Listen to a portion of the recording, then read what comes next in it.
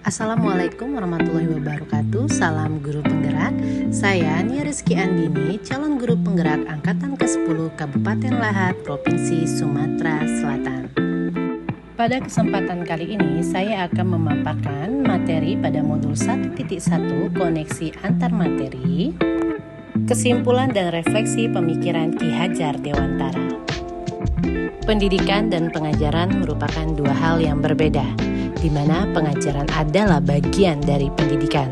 Menurut Ki Hajar Dewantara, pengajaran merupakan proses pendidikan dalam memberi ilmu untuk kecakapan hidup anak secara lahir maupun batinnya. Dan pendidikan pada hakikatnya adalah menuntun atau memberi tuntunan terhadap segala kekuatan kodrat yang dimiliki anak agar ia mencapai keselamatan dan kebahagiaan yang setinggi-tingginya, baik sebagai manusia maupun sebagai anggota masyarakat.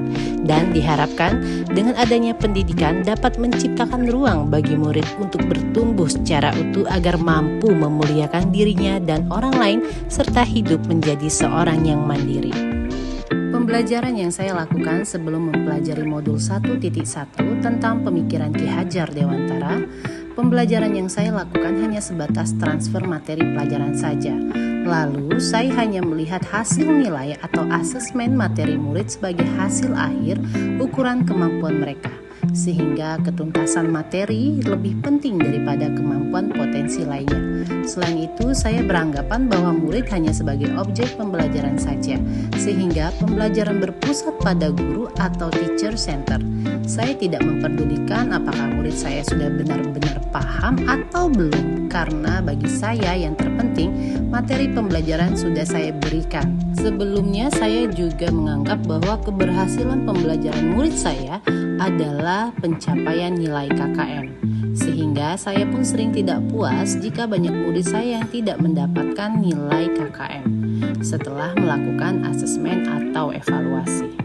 Dan setelah saya mempelajari modul 1.1 tentang pemikiran Ki Hajar Dewantara, saya menyadari bahwa apa yang saya pikirkan dan saya lakukan selama ini tidaklah tepat. Seharusnya saya melakukan proses pembelajaran secara menyeluruh, bukan hanya aspek kognitif saja, namun juga afektif, psikomotor, spiritual, sosial, dan budaya. Murid bukanlah sebagai objek pembelajaran, melainkan subjek pembelajaran, yang mana murid memiliki kebebasan dalam berekspresi, menyampaikan pendapat, berkreasi dalam pembelajaran, dan guru hanya berperan sebagai fasilitator dalam pembelajaran. Dalam proses pembelajaran, guru harus ikhlas dan penuh kesabaran agar terwujudnya pembelajaran yang menyenangkan dan tentunya berpihak pada murid. Saya juga harus memahami karakteristik murid karena setiap anak lahir dengan kelebihan dan kekurangan yang berbeda-beda. Saya harus menghargai setiap karakter murid saya dan memberikan kesempatan pada mereka untuk tumbuh sesuai kodratnya. Yang dapat segera saya terapkan dalam pembelajaran di kelas antara lain merancang pembelajaran yang interaktif dan menyenangkan dengan melibatkan murid sebagai subjek pembelajaran atau student center. Berikutnya, saya akan menerapkan pembelajaran abad 21, yaitu berpikir kritis, kreatif, komunikatif, dan kolaboratif. Dengan berpegang teguh pada konsep pembelajaran yang memerdekakan anak, pembelajaran tidak lagi menuntun, melainkan menuntun. Karena tugas guru adalah menuntun atau memberi arahan sehingga pembelajaran yang berpihak pada murid dapat tercipta dengan baik. Demikianlah pemaparan dari saya. Semoga bermanfaat dan salam guru penggerak. Wassalamualaikum warahmatullahi wabarakatuh.